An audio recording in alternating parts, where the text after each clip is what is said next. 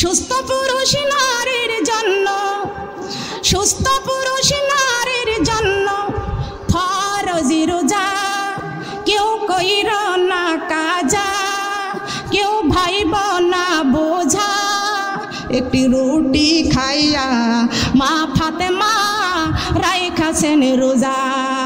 একটি রুটি খাইয়া মা ফাতেমা রাইখাছেন রোজা। একটি রুটি খাইয়া। সুস্থ পুরুষ নারীর জন্য, সুস্থ পুরুষ নারীর জন্য ফরজি রোজা। কেউ কইর না কাজা, কেউ ভাইব না বোঝা। একটি খুরমা খাইয়া দিনের নবী রাইখাছেন রোজা। একটি খুরমা খাইয়া দিনের নবী রাইখাছেন রোজা। একটি খুরমা খাইয়া দিনের নবী রোজা রাখছেন দিনের নবী। বিবি সাহাবাগণ কত কষ্টে দিন কাটাইছেন। ছিল না রে ধন রতন, ছিল অভাবে অনটন। কত সুখে থাকি আমরা, কত সুখে, কত সুখে থাকি আমরা, তবু রোজা করি কাজা। একটি খুরমা খাইয়া দিনের নবী রাইখাছেন রোজা। একটি খুরমা খাইয়া দিনের নবী। জেনে শুনে একটি রোজা না রাখিলে সর্বাঙ্গ সাক্ষী দিবে। কবরে গেলে ধরবে মুনকির নাকিরে। রোজার জন্য ভোগ করিবে, রোজার জন্য ভোগ করিবে কঠিন সাজা। একটি রুটি খাইয়া মা ফাতেমা রাইখাছেন রোজা। একটি খেজুর খাইয়া দিনের নবী রাইখাছেন রোজা। আল্লাহু আকবার। এই রোজার দরকার আছে কি আছে না? আছে না? মাহে রমজান মাস, মা রমজান মাস আসলে তো গ্যাস্ট্রিক বেড়ে যায়, হার্টের সমস্যা বেড়ে যায়। ডাক্তারের কাছে যায়, ডাক্তার বলে তুমি রোজা রাখতে পারবে না, এর জন্য কাফারা দাও। আল্লাহর কোরআন হাতে করে বলে গেলাম, আপনার শক্তি থাকার পরে আপনি যে রোজা রাখলেন না, ওই ডাক্তারের গোলামি করবেন। আপনি ডাক্তারের কথা শুনে আপনি রমজান মাসের রোজা ছেড়ে দিলেন। পৃথিবীর সবচাইতে বড় ডাক্তার আমার আল্লাহ, বড় ডাক্তার আমার আল্লাহ। খেয়াল করবেন, লক্ষ্য করবেন। আমার নবী বলেছেন সূরা ফাতিহা হলো সর্বরোগের ওষুধ। প্রতিদিন সেহরির সময় 1 গ্লাস পানি নেবেন। মা বোনেরা খেয়াল করবেন, আল্লাহর কোরআন বলেছেন ওয়া নুনাজ্জিলু মিনাল কুরআনি মা হুয়া শিফাউ ওয়া রাহমাতুল লিল মুমিনিন। মুমিনদের জন্য কোরআন হলো রহমত, শেফা। মুমিনদের জন্য প্রতিদিন সেহরির সময় 1 গ্লাস পানি নেবেন, বিসমিল্লাহ সহ 3 বার সূরা ফাতিহা পড়বেন, পানির মধ্যে ফু দিবেন, ওই পানিটুকু আপনি খাইবেন। বলেন সুবহানাল্লাহ। আমার মা বোনেরা, আল্লাহর কোরআনের কথাগুলো আমাদের জানার দরকার আছে কি আছে না? আছে না? আপনি ডাক্তারের কাছে যাবেন না, আপনি সূরা ফাতিহা বিসমিল্লাহ সহ 3 বার পাঠ করবেন, 1 গ্লাস পানিতে ফু দিবেন, ওই পানিটুকু আপনি সেহরির সময় খাইবেন, আর 1 গ্লাস পানি আপনি ইফতারের পরে আপনি খাইবেন। এই নিয়মে আপনি খাইবেন, আল্লাহ আপনার সমস্ত রোগ থেকে আল্লাহ আপনার শেফা দান করবেন। বলেন সুবহানাল্লাহ। তারপর মুমিন মুত্তাকিনদের বালা মুসিবত আসতেই পারে, এটা আল্লাহর পক্ষ থেকে পরীক্ষা। কথা বলেন ঠিক কিনা? তবে জীবনের চাইতে বেশি ভালোবাসতে হবে আল্লাহকে। কাকে? আল্লাহকে। কাকে? মা গো, কেন ইবাদত করতে হবে আপনাদেরকে বলে যাই। আপনি মারা গেছেন, আপনি মারা যাওয়ার সঙ্গে সঙ্গে ওই যে দামি খাটের মধ্যে আপনি শুয়ে আছেন, ওই দামি খাট থেকে আপনাকে নামাইয়া ফেলবে। ও মা, দামি খাট থেকে আপনারে নামাইয়া ফেলবে। কোন ব্যক্তি? কথা বলবেন না, চুপে চুপে কাজ করেন। ওয়াজের পাশে কথা বলে ওয়াজে ডিস্টার্ব হয়, ঠিক কিনা বলেন? আমি কথা বলতেই দিই না, তো আপনারা অনেক কথা বলছেন। খেয়াল করেন, এই যে কথা অনেক দামি কথা, এ কথা অনেক মূল্য, কোটি কোটি টাকা দিয়ে এই কথা পাইবেন না। পাইবেন কি না বলেন? পাইবেন? পাবেন না। আপনি মারা যাবেন, আপনার বাড়ির পাশে একটা গরিবের মেয়ে, দেখবেন গরিবের মেয়েরা বেশি ইবাদতি হয়, ঠিক কিনা?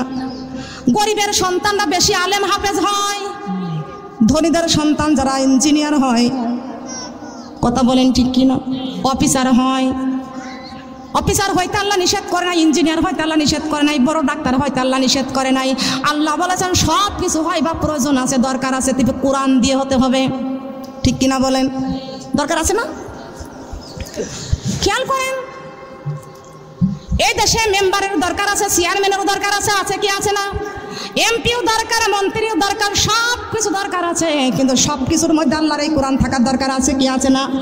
আল্লাহ বলেছে আমার কোরআন দিয়ে যদি রাষ্ট্র চালাও, আমার কোরআন তোমার সম্মান আরো বৃদ্ধি করে দিবেন। কথা বলেন ঠিক না বেটি?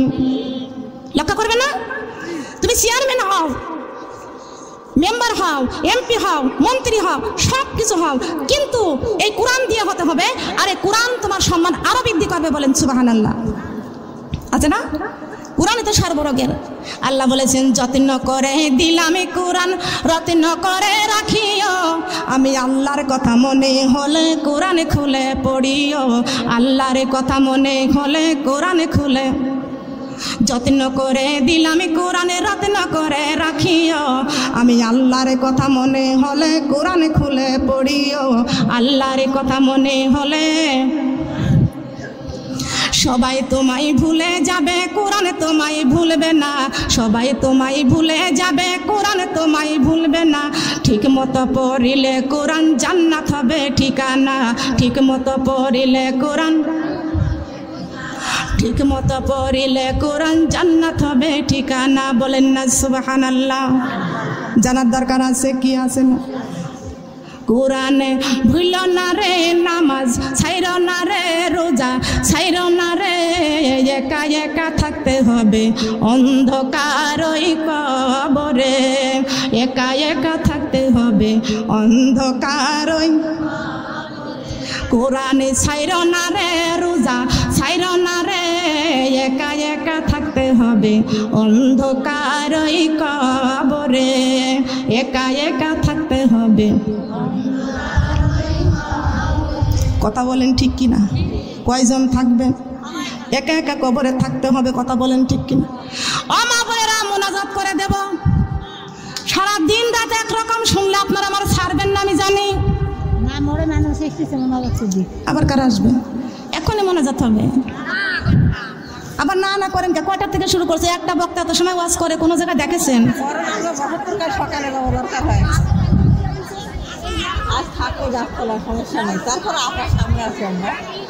জি জি, এর বলছি বলছি, এমনি কি কোরআনের ছন্দ দিলাম না? আরো ছন্দ আছে, কয়টা শুনবেন? আমার নিজে লিখেছে, আল্লাহ আমাকে দান করেছে, ওগুলো তো একটা বলেছি, আরো তো বলিই নাই। বলতে বলতেছে পিছন থেকে বাবারা, বুঝছে? বলতে বলছে। খেয়াল করেন, আপনারা কষ্ট পাচ্ছেন, তবে মাঝখানের ফাঁকা জায়গা রেখে আমার কষ্ট দিচ্ছেন। আমি ওইগুলো দেখলে আমি কষ্ট পাই। পিছনের থেকে সামনের দিকে আগান। খেয়াল করেন মা বোনেরা, মা ফাতেমা জোহরা রাদিয়াল্লাহু তাআলা আনহা আল্লাহ নবীকে বলতেছেন, ইয়া রাসূলুল্লাহ, ইয়া হাবিবাল্লাহ, আমার হাসান হুসাইন 7 দিন খায় না, আমাদের আর 7 দিন চলে আগুন জ্বলে না, ও বাবা জান্নাতের মূল্য কেমনে আদায় করব?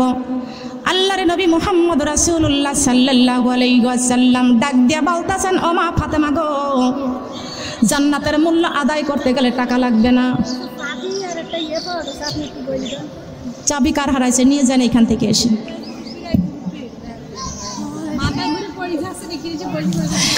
লক্ষ্য করেন, খেয়াল করে শুনুন, আল্লাহর নবী বলেছেন, মা ফাতেমা, জান্নাতের মূল্য আদায় করতে তোমার টাকা লাগবে না, পয়সা লাগবে না, বাড়ি গাড়ি বিক্রি করা লাগবে না।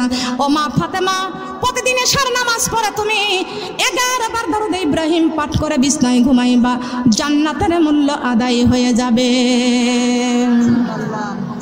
জান্নাতের মূল্য। এই আমল আমরা কেউ করতে চাই না, আমরা টিভির পাগল। কিসের পাগল? কিসের পাগল? মা হয় কিরণমালার পাগল আর মেয়ে হয় কটকটির পাগল।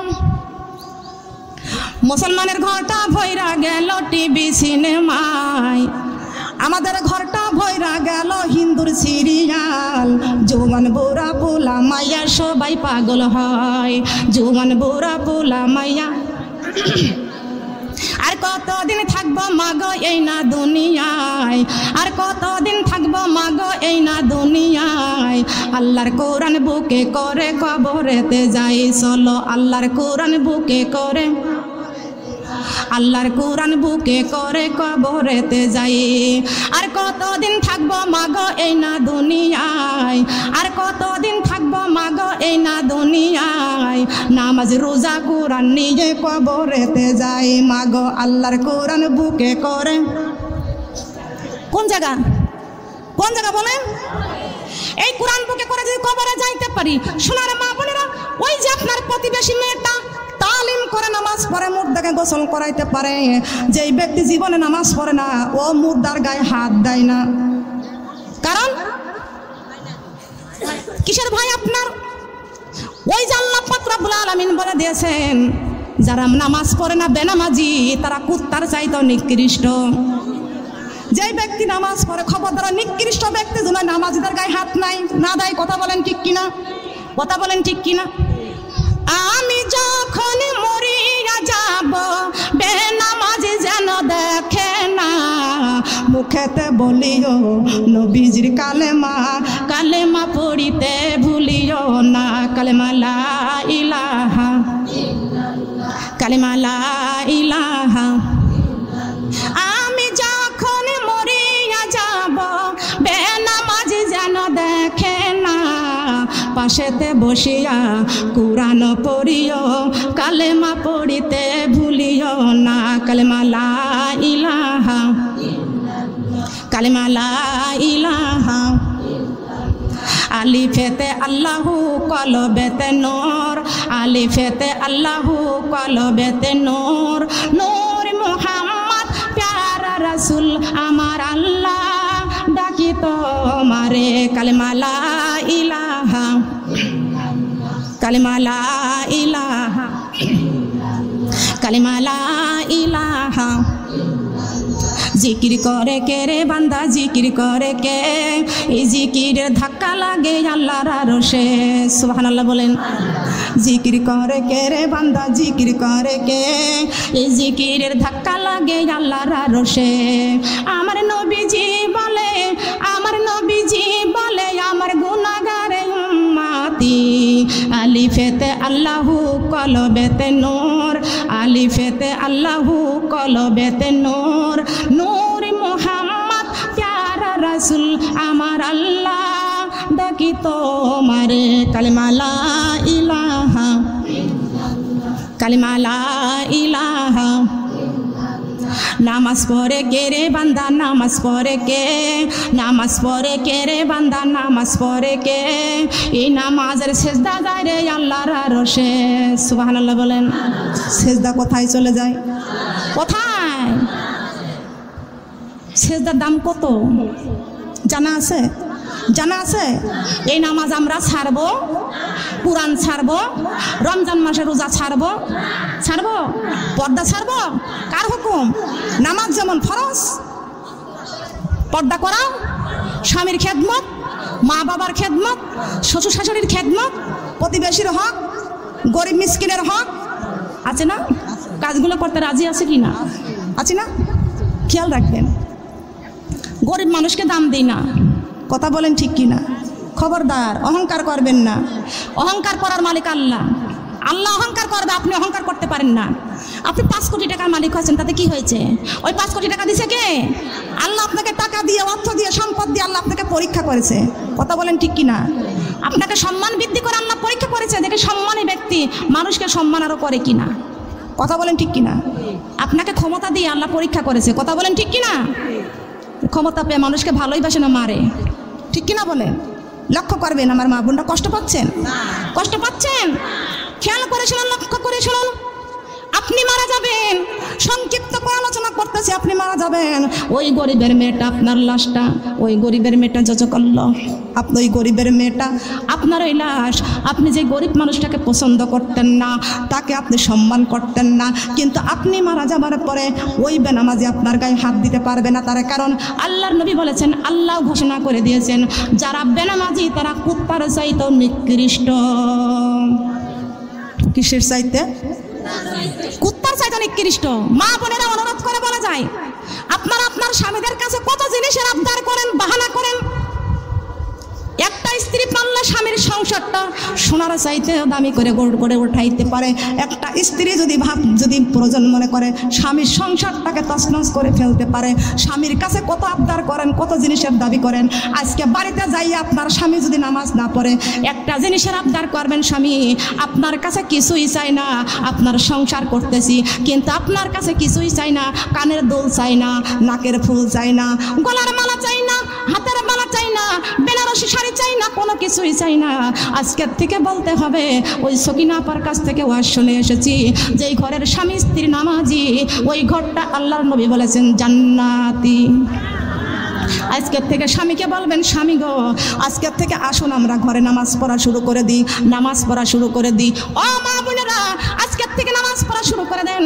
টাকা পয়সা বাড়ি গাড়ি যা কিছু করতেছেন সব এই দুনিয়ায় রেখে যাবেন। সোনা দানা দামি রে গহনা রাখা শোকে চেতে, কোরআনে বুকে করে যাইব অন্ধকার কবরে, কালিমা লা ইলাহা।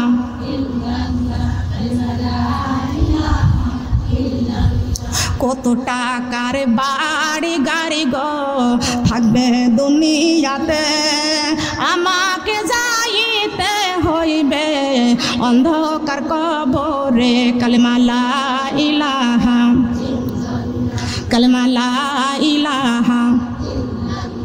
যত কর বাহাদুরি মা এই দুনিয়ার বুকে, খালি হাতে যাইতে হইবে অন্ধকার কবরে, কালিমা লা ইলাহা, কালিমা লা ইলাহা।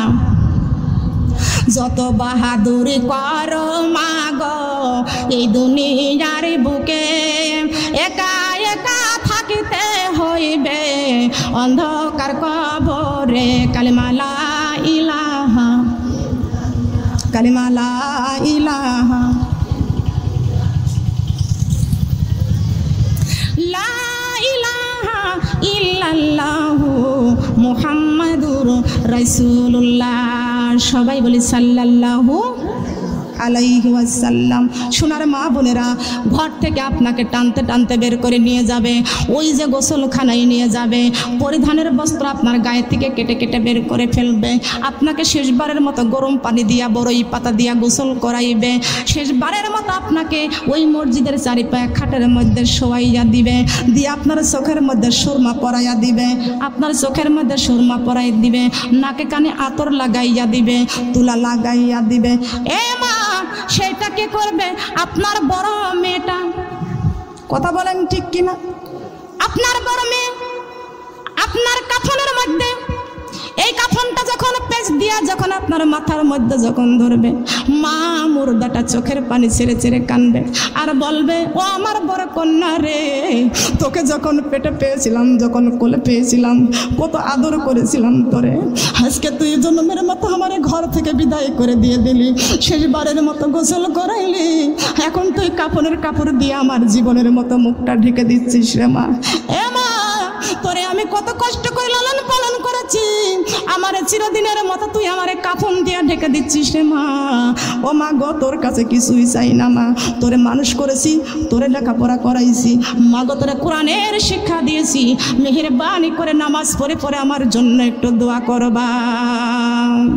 এ আমার সন্তান, তুই আমার জন্য দোয়া করবি, কোরআন তেলাওয়াত করবি, কিন্তু আমি মা তো কবরে যাচ্ছি একদম একা একা, আমি একদম মাগো আমাকে একা একা গোসল করাইয়া দিছো, তিনজন মিলে গোসল করাইতেছো। মাগো তুমি কি আমার সঙ্গে যাবা? যেখানে দিবা সাজাইয়া গোছাইয়া, সেই জায়গাটার নাম হলো কবর। সেই জায়গাটার নাম কি? সেই জায়গাটার নাম কবর। ওই কবরের মধ্যে আমি একা একা কেমনে থাকবো? আমাকে এমন জায়গায় নেওয়ার জন্য তোমরা আমাকে চোখের মধ্যে সুরমা লাগাইয়া দিচ্ছ, নাকি কানে তুলা লাগাইয়া, হাতরে লাগাইয়া দিচ্ছ গো মা। আমি এমন জায়গায় চলে যাব সেই জায়গার কোনো সাথী নাই, এমন জায়গায় চলে যাব সেই জায়গার কোনো বাতি নাই, এমন ঘরে চলে যাব সেই ঘরের কোনো জানালা নাই, এমন ঘরে চলে যাব সেই ঘরের কোনো দরজা নাই, এমন ঘরে চলে যাব সেই ঘর হলো একা থাকার ঘর। সেই ঘরটা একা থাকার ঘর। আমার মা বোনেরা, বড় মেয়েটা আমাদেরকে কাফন পরাইয়া দিবে। জনমে দক্ষিণী মা মুর্দা চিৎকার দিয়ে কানবে, মুর্দার কান্না কোনো জিন্দারা শুনতে বলেন পারবে কি? বলেন পারবে? ও মা, মাইশা রাদিয়াল্লাহু তাআলা আনহা হাদিসের মধ্যে বর্ণনা করেছেন, আল্লাহর নবী প্রশ্ন করতেছেন, ও আয়েশা বলো তো, মানুষ যখন মারা যায় তখন তার অবস্থা কি হয়? মাইশা রাদিয়াল্লাহু তাআলা আনহা বর্ণনা করেছেন, ইয়া রাসূলুল্লাহ, ইয়া হাবিবাল্লাহ, একজন মুর্দাকে যখন গোসল করাইয়া মসজিদের চারিপা খাটের মধ্যে শুয়াইয়া যখন কাফন দিয়ে যখন তিনটা বান্ধা দিয়ে দেয়, ওই মুর্দা তখন বড় বিপদের সময় বড় আফসোস করে। ওই মুর্দা চিৎকার দিয়ে দিয়ে কান্দে। মুর্দার চিৎকারে জমিন আসমান থরথর করে কাঁপতে থাকে।